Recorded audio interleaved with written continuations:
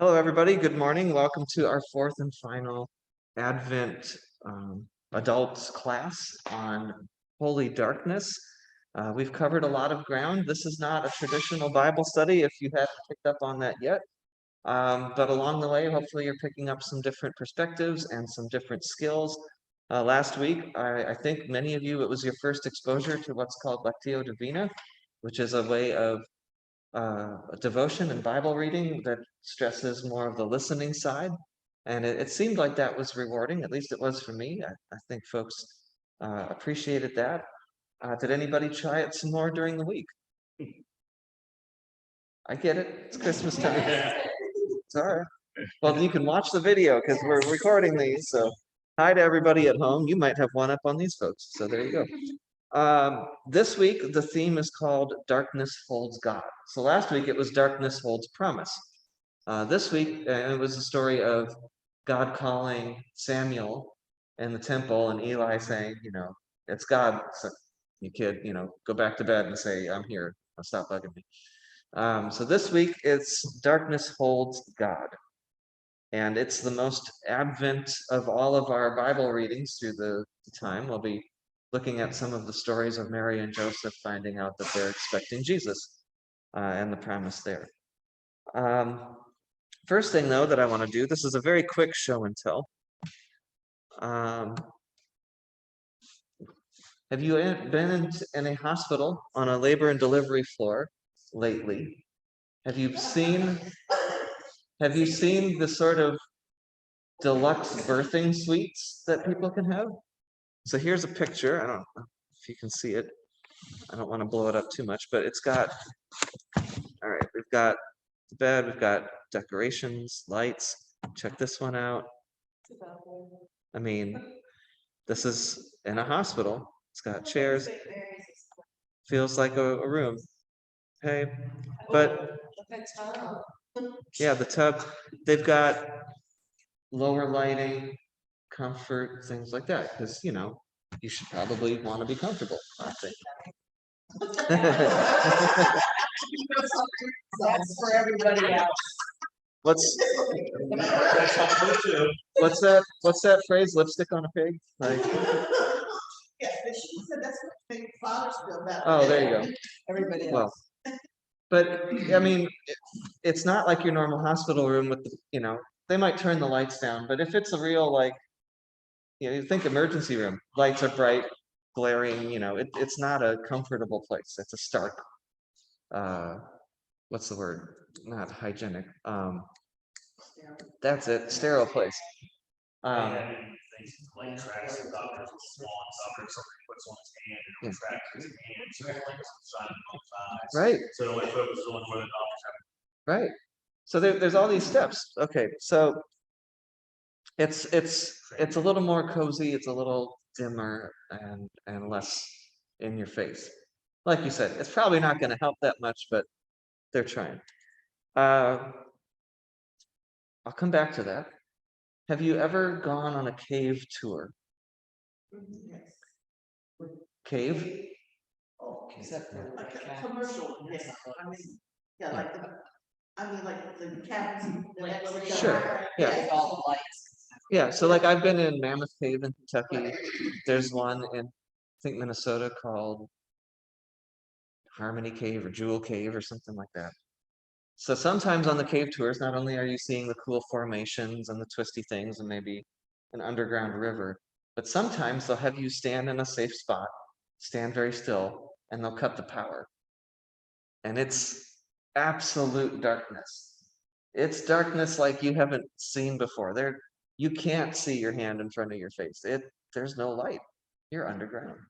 It's something completely different from what you're used to. If you haven't done it before, I don't know if I can recommend it because some folks are claustrophobic, don't like the caves so much, but it's something to experience if you can handle getting down in there. I can't help but think that being inside the womb is sort of like being in a cave.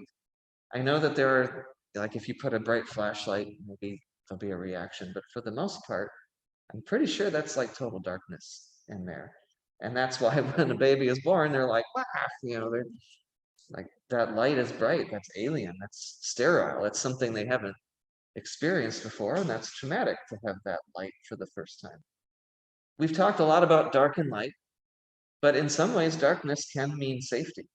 It can mean coziness. It can mean a shelter in the middle of something else going on. And being in total darkness can be disorienting for us. But if that's all you've ever known, then that's your safe place. That's your comfort. The dimness isn't just for the mother or the father in the birthing suites. It's for the infant too. So it's not quite as glaring and shocking. Those little brand new eyeballs can adjust a little bit. As you may have heard before, I studied Spanish in college, among other things. I spent a semester in Spain. I took Spanish classes for 8 years through high school and college. I don't know if I ever got fluent, but I was pretty good. One of the things that really stuck with me that I learned, different languages have different turns of phrase. In Spanish, at least the way I learned it, the phrase for to give birth is dar la luz, which literally translated means to give the light. That's always struck with me. I find that really beautiful and really powerful. And so when a baby's born, they're given the light, full force that they've never experienced before, but they're also being brought into the light for everyone to see and to meet them. Dar la luz, to give the light.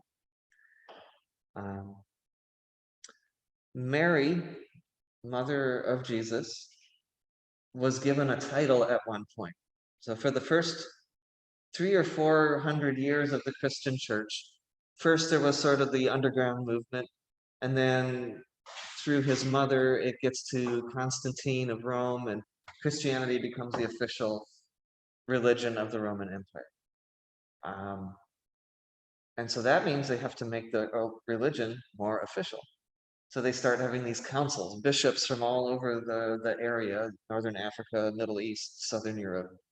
They start having these councils of bishops, and they start hammering out the doctrine and the theology and what this all means, and taking the witness of the scriptures and the early church and trying to systemize it.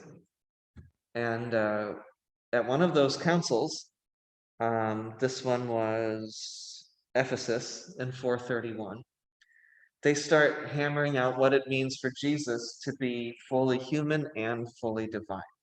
They throw out fancy Greek words like hypostasis and ousia, and it's basically where we get the language of one God, three persons for the Trinity.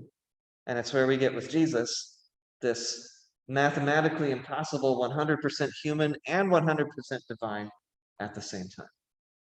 Luther latches onto that. He calls it the sweet exchange. When Jesus dies on the cross, the divine side is able to forgive us our sins and take all of our sin and death and junk onto himself. But because Jesus was also fully human, that meant all of that could get redeemed because he shares the experience with us, and we get all the good stuff in return, all the grace and the forgiveness. So that's a very short version, but Luther called it the sweet exchange, which is only possible if Jesus is fully human and fully divine. So they hammer all of this stuff out at these councils. On a side note, at a slightly earlier council in Nicaea, St. Nicholas, upon whom Santa Claus, if you go back far enough, came from, was famous not for giving out presents, but for throwing a punch, so the story goes. Have you heard this one before? So apparently at the Council of Nicaea, they were working on the creed, they were working on a lot of this stuff. Somebody was saying that Jesus was not fully human, couldn't be fully human, that would taint God. And St. Nicholas was so fervently in agreement that Jesus had to be fully human that he actually punched another theologian out. Got temporarily defrocked and in trouble for that. But he came back. But anyway, there's some question as to how accurate that story is, but I kind of like the idea of St. Nicholas, cold cocking somebody. Anyway, so at this council, not so much fisticuffs, but people would be like, the different factions would be in the street, like singing, basically, have you ever watched a soccer game and the fans are like doing these chants and songs? there were crowds on the streets singing songs about their particular brand of theology and what was at stake for them. It wasn't just some dusty stuff on paper that we study now as our founding documents or something, that this was very present, very real to them. So during this Council of Ephesus, especially coming from the Eastern, what would become the Eastern Orthodox Church, this idea that Jesus was fully human was also tied to who Mary was.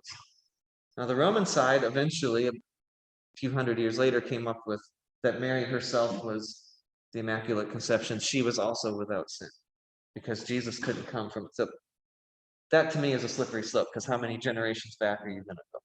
But in this one, Mary was given a designation as the Mother of God. She was called the Theotokos, which literally means the bearer of God. Later on, folks thought that was a little scandalous, a little edgy, so they changed it to Christotokos, or Christotokos. I don't speak Greek, which is the bearer of Christ. So a little bit different. But at first, she was given the name the God bearer, the bearer of God, the Theotokos. It was said to be the accurate and proper term at the Council of Ephesus to talk about Mary as the Mother of God. So it's all wrapped up in this process of defining Jesus fully human and fully divine. So she got pulled into it too, because she's part of all the accounts and all the stories. This was Joseph and Mary's son. When the crowds come and like, hey, your parents and your siblings are here, and he'd say, I don't have parents. This is my family. So all of that, he was fully human. He wept when Lazarus died. He ate with people. You need both. So we get this idea of Mary as bearing God in the darkness of her womb. And so that's sort of the basis of today's topic, why I'm bringing up birthing suites and the darkness of caves, is that in that darkness of unknowing, in that darkness of development inside Mary, the bearer of God, she was literally holding the promise to be fulfilled within her, and then eventually would give the light, give birth to Jesus. To me, that gives a different take on John 1, that the light came into the world when Jesus was born. Because in some ways, that was his first exposure to the light as the Word made flesh. Anyway, that's my introduction. It's a few different strains there to braid together. If you look at your handout, did everybody get one? Roger, you got one? Just wanted to share this paragraph at the top with you. This was from the materials. The entire story of Jesus' birth is enveloped in darkness. The sovereign of the universe is conceived, nourished, and protected in the dark safety of Mary's womb. An angel visits Joseph in a nighttime dream, easing his doubts and fears around this unexpected pregnancy. The shepherds receive word from angelic choirs by night that the Savior has been born. The Magi are led to him by a bright evening star.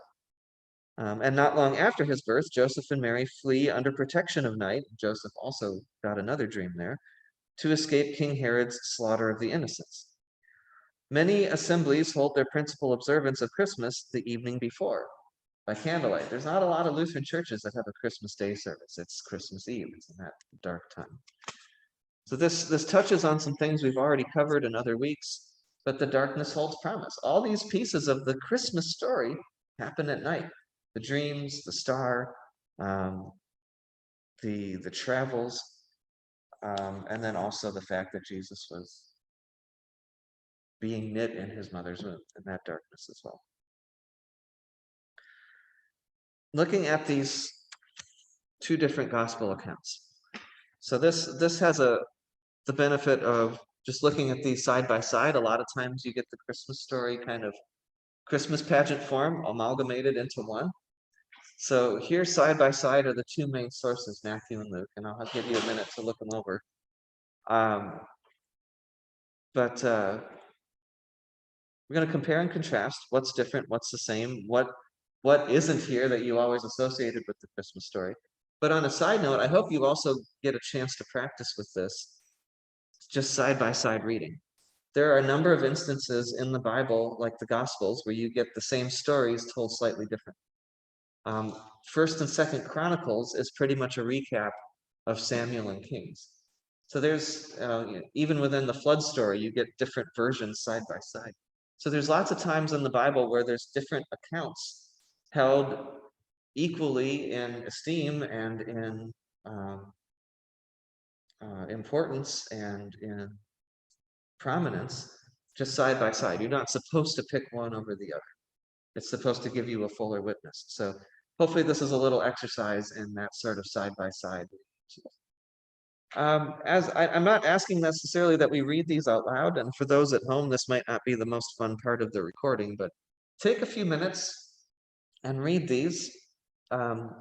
It's different selections from the Matthew and Luke versions. And I just want you to look for comparing and contrasting, and specifically look for what role or purpose does darkness play? What aspects of Jesus do each of these lift up and emphasize? For those at home, it's Matthew 1, 18 to 24, and then chapter 2, verses 1 and 2, and 19 to 23. And then we have Luke chapter 1, verses 26 to 38, and chapter 2, verses 4 to 14. Does anybody need a pen or anything? I just think there's some.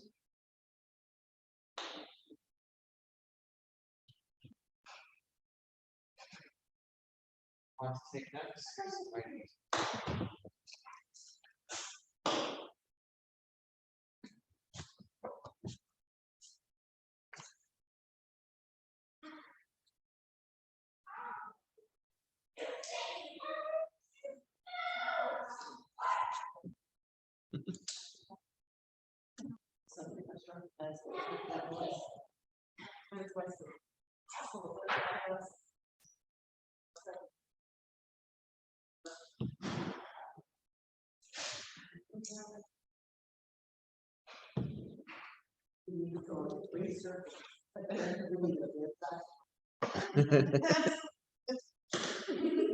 Talking Venn diagrams. It would.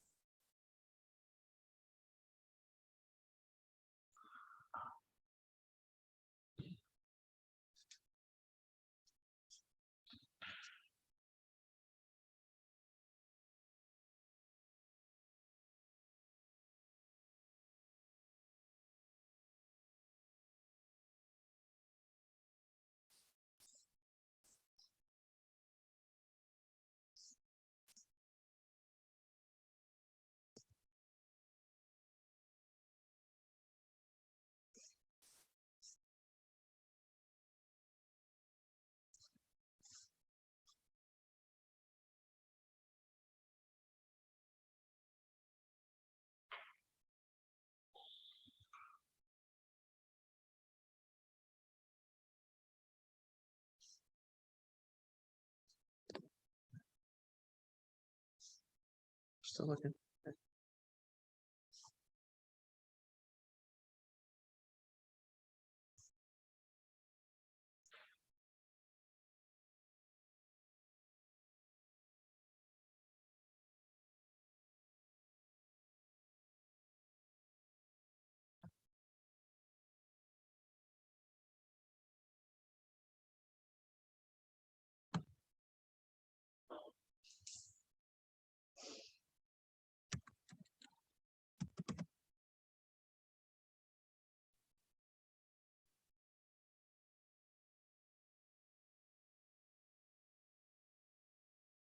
Another minute or two is enough. All right.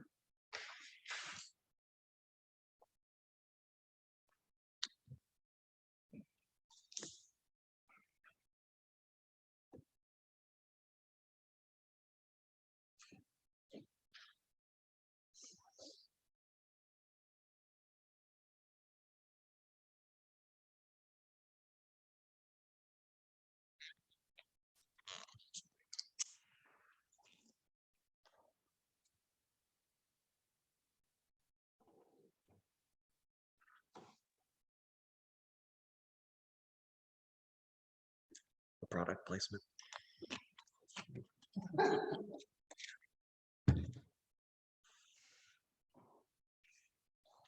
And for the folks at home, you can just pause, fast forward through this.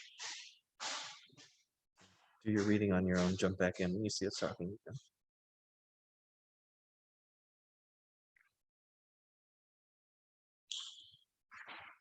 About one more minute.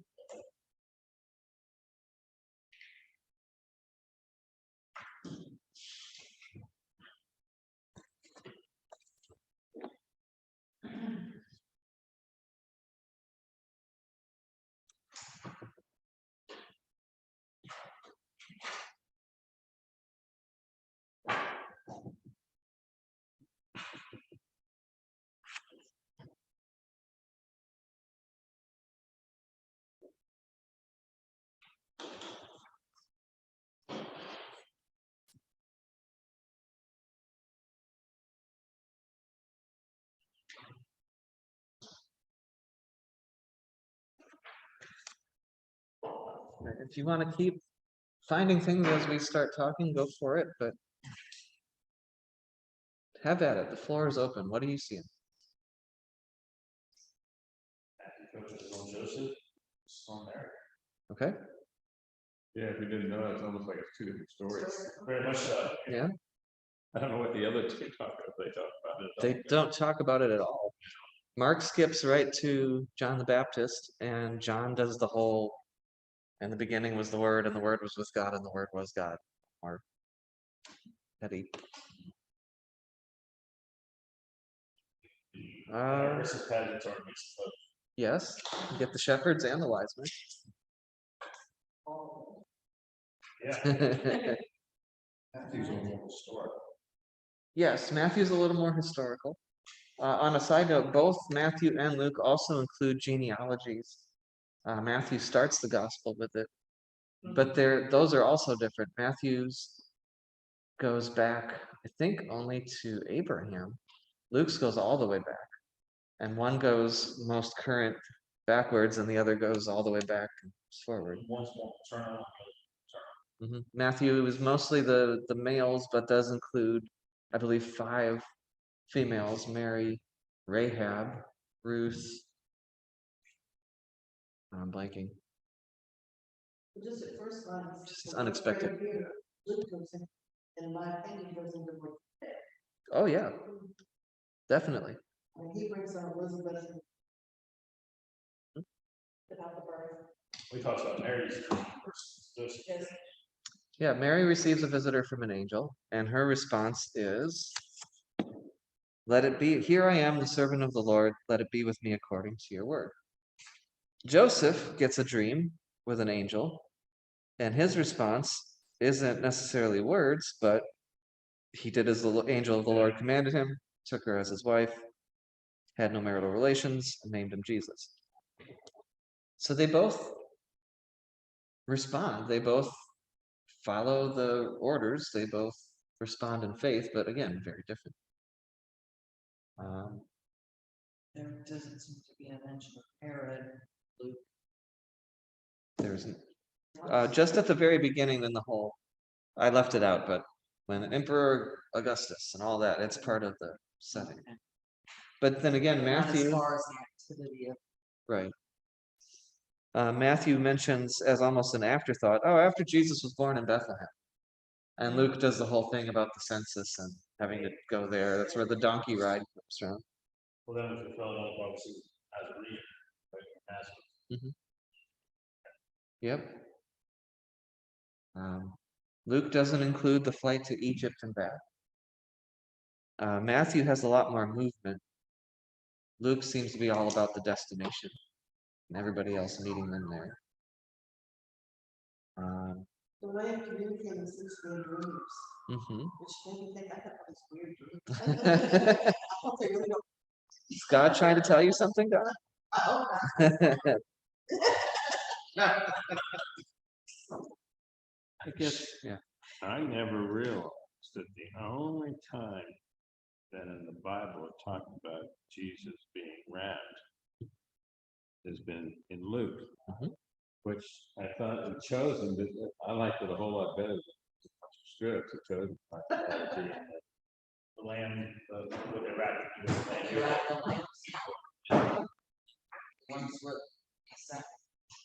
And that could be.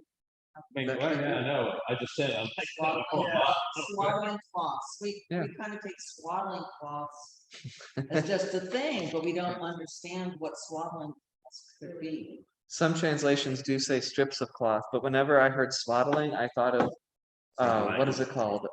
Baby blankets that we Yeah, just wrap. Yeah, there was a word for it. Swallow. Well, yeah, but yeah, you wrap that kid tight, so Yeah, they feel like they're still in the womb, so they feel safe and comfortable and actually sleep, as opposed to flannel. yeah. I guess it was the movie we saw, but when it talked about they used to wrap the sheets in. Mhm. Yeah, the lamb, Yeah. the pure lamb, that's sacrifice, Mhm. it was swallowed. Yeah, that's plausible. It's not. A frustrating thing about reading the Bible is we are used to as many details as we can. We get on the internet, we research things. Before the internet, there were encyclopedias. You could go on the whatever it was called, the big database of every single scholarly article ever published, and you could find stuff and you could put it together. And the Bible's full of gaps. Like archaeologists and other scholars can get together and do their best to make some educated guesses or things, but there's always gaps in the scripture. That can be frustrating to us, but in those gaps, the Holy Spirit kind of works so it hits different people, different ways, different times. I think if there's gaps, it's more accurate what people make up. Yeah. Nowadays, everybody just fills in the gaps of what they think. Mhm. And, Spin on. yes, I Yeah. think you can interpret as you want to, but the gaps, to me, make more sense. I mean, this was written thousands of years ago. Yeah. There's bound to be gaps, Yeah. So when people think they have all the answers, that's what scares me. So One thing about the ancient mind, they didn't go into detail. I mean, no, that wasn't the even point. time wasn't detailed. I mean, Yeah. they went by days rather than hours and minutes, so nothing was detailed. So you got what you needed and you moved on. So Different mindset, different Yeah. goals, different priorities. Well, it was written much late after it happened, so. Well, and Yeah. each of these authors had different perspectives. Yeah. I mean, Matthew he was for the Jews, he was writing to the Jews. Mhm. Luke was writing to a larger audience. Mhm. So it was more interesting to that audience to see the details. Yeah. Whereas Matthew writing to the Jews was looking focused on prophecy speech. Because he was Right. considered all the Yeah. lives. Matthew does a lot more to fulfill what the prophet had spoken. Yeah. this is like when I was in college, I had a professor who used the textbook in college. You had to get it because he required a textbook, we never used it. And because he said every textbook you got was published, got to be biased to that one country. So what he would do is he would buy textbooks from 3 different publications in 3 different parts of the country, and then he'd make his own from those 3. There So you you have go. a less biased idea. Yeah. It's the same thing here. These are biased to what they're trying to get across. Sure. You have to find that audience that they can run. Yeah, and they are biased, but they also had different agendas, not in a scandalous, sneaky agenda way. Yeah, but like you said, different audiences, slightly different times. They both rely on the same stories and the same witness that was passed on to them before it was physically written. But yeah, Matthew's lifting up different pieces about Jesus's ministry and identity. Luke is lifting up some. A lot of it's the same. Messiah, Son of God, Lamb, but some of it isn't. And so by these differences, we get a fuller picture. Which year, we're on a 3-year cycle, right? Mhm. So which one are we going by this year? So Advent starts the new year. We just started Luke. Because in my daily devotionals, I've been really kind of disappointed, none of them are really dwelling on Advent things. Mm. Or in my opinion, maybe they are, and I just not getting it. You know, Yeah, I want to hear the story, and I'm not there. well, it's because we're still in Advent. Yeah, Yes, right. Yeah, but that one's, but I'm doing 2 daily ones I do. Mhm. are- you won't get anything Christmas until December 24th. Yeah, they hold off. They wait till the last second. The world, the hunger one. Pretty bad. I did not. Are they? Ah, I'm sorry. Yeah, we kind of gave up on those. They actually, Yeah. got into advertising. That's Yeah. a oh, is it? For hunger. Yeah. Well, they're free and they're pretty. So Ones at Barnes and Noble. Oh, no. The Hobby Lobby. I couldn't find a religious advent calendar anywhere. So I will- guess I should've ordered I will tell you. So Advent calendars have gotten kind of swallowed up in the Christmas machine. You know, like there's like a whiskey a day Advent calendar or chocolate a day or whatever. Wine a day. Yeah, Marvel superhero. there you go. But Harry Potter, we go. No, it's just. we had that one.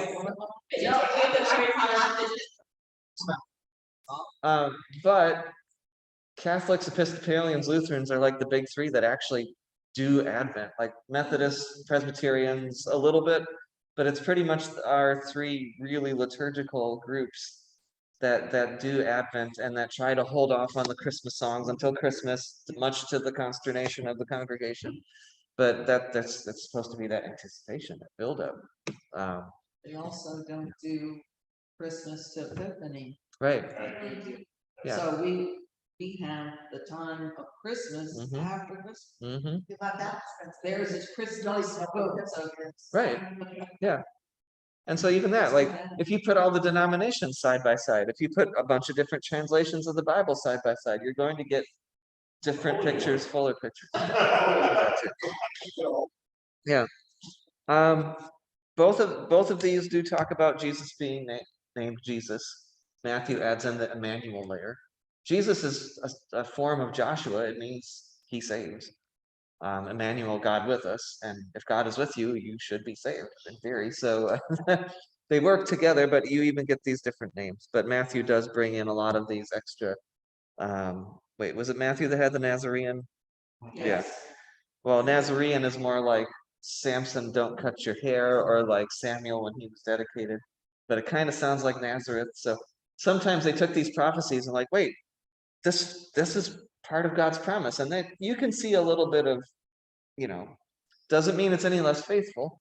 It just means it meant one thing when it was originally prophesied, and then people saw it meaning another new wonderful thing as Jesus was born. But yeah, you get Emmanuel, you get the Nazarene, you get the flight to Egypt and back, and that ties into the Old Testament Joseph, and you get all this stuff in Matthew that Luke doesn't have. But as you said, Susie, if you're trying to talk to an audience primarily of Jewish people who grew up with the scriptures and the law and these prophets, you're going to spend more time tying this unlikely savior into, no, this really is the Messiah. Luke is telling the bigger story, setting it within the census, setting it within the real world, having Mary, having the Spirit, tying it in with Elizabeth, that there's a more, community-based thing here. From Nazareth to Bethlehem. You could spend an entire semester doing comparative readings in the Gospels, and some places do. But just to give a taste of it, each of these lifts up different things. But both of them, no, I don't think so. They kind of fill each other. Our atheist Sunday school teacher taught us a lot about comparison. Yeah, Together. definitely. So Yeah, our atheist Sunday Yeah. school. if you have, Mary receiving a visit from an angel, Joseph getting a dream from an angel, they both get the same message. This is going to be okay. Did you notice one of the main themes of all of the Bible, not just the New Testament? The angel says to Joseph, do not be afraid. Take Mary as your wife, And then the angel says to Mary, "Do not be afraid, Mary. You have found favor with God. You are blessed." And so that the angels say it to the shepherds too. Don't be afraid. It's Is that okay. the most commonly used phrase in the Bible? It's got to be up I there. love hearing them. Got to be up there. Don't be afraid. Luther always says we are to fear and love God, or fear and trust God in the small catechism. But God always comes to us and says, "Don't be afraid." Yeah, different kind of fear, reverential. Come on, don't be afraid. Hi, come on in. But it's. You join us. Hi. Okay. Is that a burrito? Yeah. Hi. Is it fear and respect? So that's, did I hear that on a sermon or? So- That in some places in the Bible it says fear and really respect. It's like a reverence. So it's more than just respect, like respect your elders, but respect with that extra layer of awe. I love in C.S. Lewis in The Lion, the Witch, and the Wardrobe series, there's a part where Aslan comes back to life, and I think the two girls, Lucy and Susan, they're playing together. They're romping around, and they said they couldn't tell sometimes if it was more like playing with a kitten or more like playing with a thunderstorm. Like there's this love, but there's also this Wow. power. Yeah. I do want to come back to something. I forget. Maybe Roger said about asking questions. Was it that it's good to ask questions? Or no, it was if you think that was it. If you think you know all the answers, somebody mentioned that. So I've been watching Ted Lasso. Has anybody watched that? It's fantastic. What is it called? Ted Lasso. Ted Lasso. Anybody heard of Ted Lasso? Yes. Okay, it's a TV It's show. pretty good, though. What's that? What's awful, isn't that good? What It's wonderful. services? What services? It's on Apple Plus. But if you have a chance to see it, if it's out on video, like DVD or something, it's about this American guy from Kansas who gets hired to be a soccer coach in London. He doesn't know the game, but there is language. I will give you that because it's a soccer locker room, a bunch of rough players. But Ted himself is like this almost Pollyanna-ish. Everything's going to be okay, and all these little happy things, and people can't believe that he's for real. But in one of the last episodes I saw, there was this wonderful thing where he was talking about the difference between people who are curious and people who are judgmental. And he says, because if you're curious, you ask questions. You want to know more. You want to hear other people's points of view. You're open to new information. But if you think you know it all already, then you're just going to be judgmental of everybody else. I never heard that contrast before between being curious and being judgmental. But I think that's a really healthy approach to coming to the Bible. If you think you know it all already, then you're just going to see what you already need to see, and you can just use that to be judgmental of everybody else who doesn't see it the way you do. If you're curious about the Bible, you're going to ask questions, you're going to be open to the Bible being a living word that speaks to you and changes you. And that might change your relationship with others too, in terms of sharing your faith with them. So anyway, there's that life lesson from Ted Lasso. Curiosity versus judgment. No, it's wonderful. And not just like, oh, cool special effects or whatever, but like this genuinely good man in the middle of everything else that's going on, and the domino effect that his kind of goodness has on the people around him. It's pretty That's cool. Probably why it's so popular. People just need. Mhm. Yeah. So I'm only through season 1. I don't know about season 2 yet. Anyway, again, I'm not necessarily giving you homework, but keep looking at these side by side. That could be your Advent devotions leading up to Christmas later this week, is looking at the 2 main pieces of the story of the birth of Jesus and seeing what lifts up. We kind of touched on what aspects of Jesus do each of these lift up. What role did darkness play in these 2? Because darkness is in both of them. Every message that came to it seemed to come to me, understood that it's dark. So yeah, maybe your dreams are saying something. I don't know. Translation we read on group was Gabriel actually. Yeah, this one didn't know. Matthew's it's angels, Nick it's. Gabriel, yes. Another fun little Bible scholar nerd note. Any names that you see that end in EL like that? Gabriel, Nathaniel, Daniel. EL is from Hebrew for God. short for Elohim. Oh, Yeah. So usually that translation is going to end up meaning like servant of God or God is faithful or something like that. But that EL is not a coincidence. Yep. All right. So just to bring it around to the beginning, a lot of times in Advent, we focus on the light that breaks into the darkness or the candle that holds the darkness at bay and things like that. Hopefully by the end of this, you're seeing that God is completely operating in the darkness as well. Whether it's Mary bearing Christ within her, whether it's the dreams and the visions or the star shining that guide people, those quiet moments we talked about the first week, darkness as a challenge, because in our world, for better or for worse, darkness is often used as a negative. So I'm hoping that by the end of this, you just have a different conception and different openness to what God is doing, not just in the light, but also in the darkness. There's no part of our existence that is outside of God's realm. And so for us to say like, well, God's in the light and the darkness is bad, that's doing a disservice to what God is up to. And so I'm wondering, what is God gestating right now?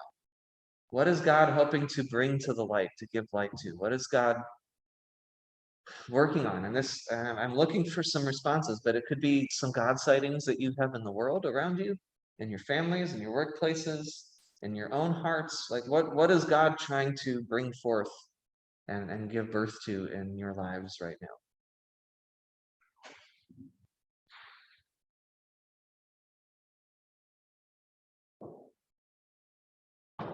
Well, I don't know what the answer is because I think we're in the midst of the darkness, but I feel like just all the quarantine, COVID and all that, other things going on, for us as a country or world is coming to a head some way. So hopefully, we're on the cusp of the angel coming and telling us, or whatever that is. I will say that in the midst of all the COVID, I think people found that home is more important, family is more important. I think a lot of people have figured out that time with family is more important now too. A lot of people, I've seen that as a shift in mentality, which is, a good thing. And this quarantine. It was nice to go home. Nothing to do at all. A lot of people have seemed to have really enjoyed. I know you said something like this, that you kind of like working from. I hate that. But A whole day.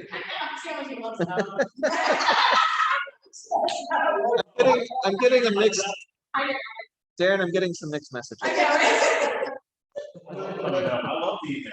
It's very distracting.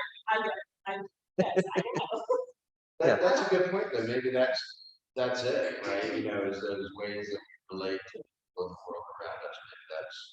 Maybe that's, a change that's happening. I would just like us to get out of we're doing it because of these other reasons, just sort of say, because it's the right way to do it. Sure. I don't know whether this is time, I'm getting older, but I've come to the conclusion that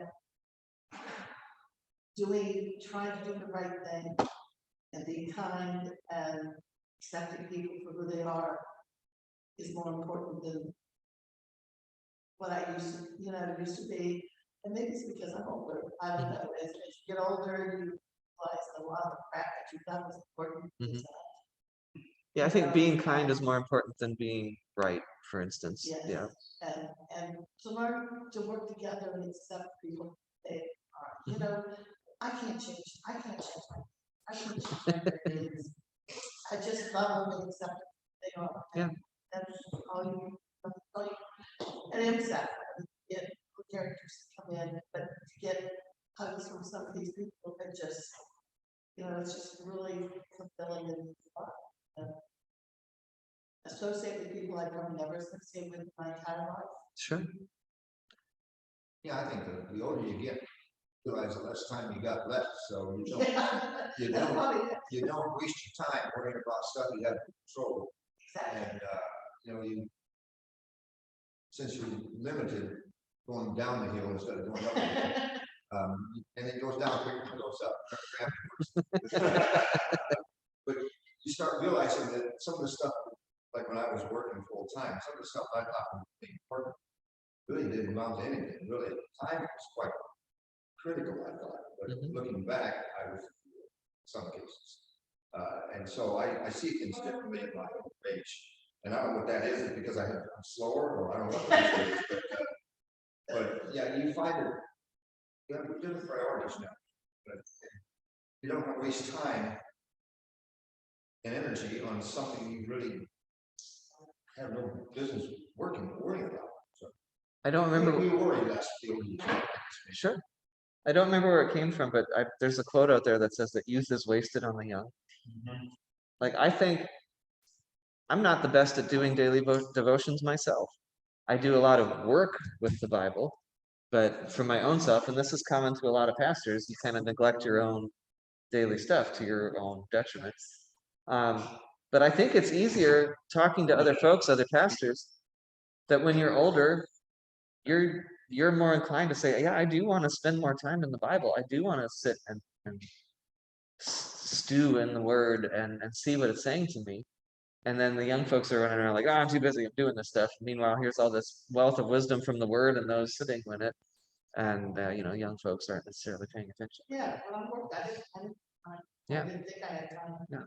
And now my Bible, I'm sitting right on the thing, so long, I don't have a husband, I have 5 minutes. That's for cooperative. I think Paul had some advice along those lines. But it's much easier to do it in the morning with my coffee, or even in the evening. Sometimes when the national news comes on, I don't want to, so I do my devotions. You know, you're gonna get a lot more truth out of this than you ever get out of national news. I don't care what. A couple more questions. This is slightly different. So we started by talking about birthing suites and Mary as the bearer of Christ. So we're saying, what is God kind of holding in darkness right now, waiting to give light to? Here's a separate question. In what ways is God asking you to be a midwife right now? What is God wanting you to help bring into the light, to help deliver? Not that we're just sitting waiting for God to do something, but what ways is God asking us to participate in that birth process? Some To not be goodness. afraid to speak. Okay. What was that? To not be afraid to speak our faith. Oh, yeah, yeah. I know in the professional world, it's, you just don't talk. Right. And yet, when I do bring it up, it's like, oh yeah, I go here, we get conversations about my office a lot. Mhm. And it's a good thing. It's that very different philosophies, different opinions, and we talk. And I think that is a wonderful thing. Yeah, you don't have to be a Bible thumper. Yeah. Where you're in your face with them, like some of them do. Unless you see it like they do, you're lost. You don't have to do that. You can do it like I've said many times before. You Yeah. do it when you react to society, how you react to what's going on around you. I said that before. I had a boss tell me to do something, I wouldn't do it. Right. Position where I had to say no. Mhm. He would ask somebody else if they knew. I would say no, and he didn't put me in that position. So the way you do things can reflect on other people to see a different way of looking at it. So think on that this week. What ways is God asking you to be a midwife? If that word is throwing you, I saw a couple people react. What ways is God asking you to be an expectant parent of some blessing or some goodness? In what ways is God asking you to be a godparent to something in this world, to nurture and raise something up so that it comes to full fruition? In what ways are you in total darkness yourself? Maybe God's got you in the dark because something new is going to be coming in you. Maybe God's about to give the light to you. So the theme of today was that darkness holds God, but also know that God is holding wherever on the dimmer switch you are, God is holding you and working through you, blessing you to be a blessing. And in this Advent season, I really come back to Mary being the God bearer. She had that title literally, but each of us bears the image of God, and each of us bears the message and the love of God. So in what ways are you all God bearers or Christ bearers? Not just in the Christmas season, but all the time. Our hymnal's got nothing. And here.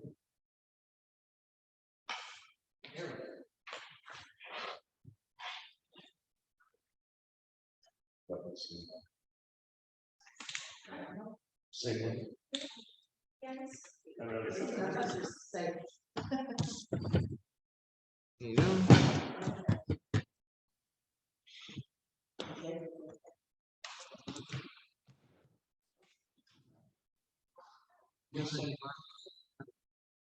So for our final hymn prayer of this study, I invite you to turn to hymn number 281.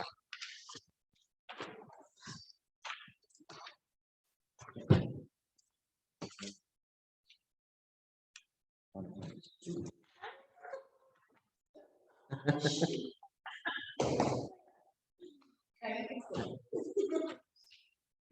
281.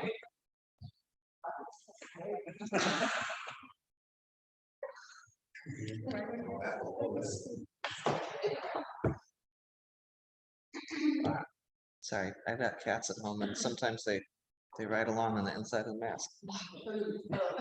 All right. So for our closing prayer of the session and the series, we will sing Silent Night, Holy Night. Silent night, holy night, all is calm, all is bright, round the young Virgin Mother and Child.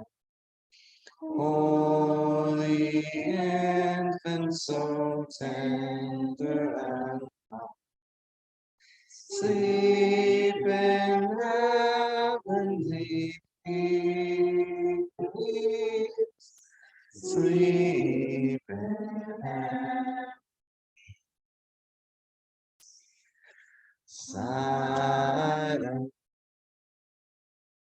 holy night, shepherds play at the sun, glory stream from heaven above, and the hosts sing Alleluia.